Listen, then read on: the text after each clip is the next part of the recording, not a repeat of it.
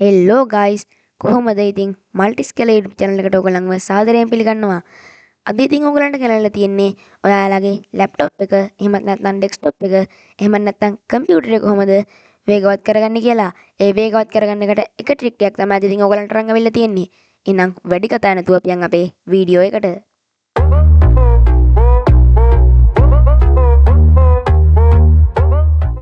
මුලින්ම ඔයාලගේ task bar එකට ගිහිල්ලා defragment and optimize drive කියලා සර්ච් කරන්න. ඊට පස්සේ මේ device එක open කරගන්න. open කරගෙන මෙතන Windows 100 උඩ ක්ලික් කරලා optimize කියන එක ඔබන්න. මම මේ මගේ Windows 100 එක partition කරලා තියෙන ඉඳ තමයි Windows D හා E ලෙස තියෙන්නේ. ඔයගොල්ලන් partition කරලා තියෙනවා නම් ඒ දෙක උඩත් ක්ලික් කරලා optimize කරන්න.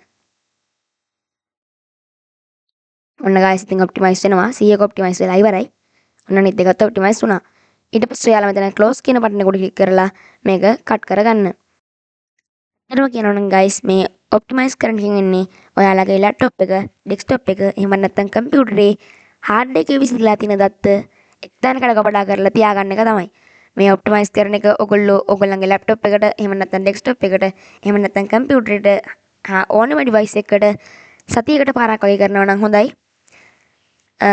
ඉතින් මේ ට්‍රික් එක යොදාගෙන පුළුවන් ඔයගලන්ට ඔයාගේ ලැප්ටොප් එක එහෙම නැත්නම් ඩෙස්ක්ටොප් එක එහෙම නැත්නම් කම්පියුටරය ස්පීඩ් කරලා තියාගන්න.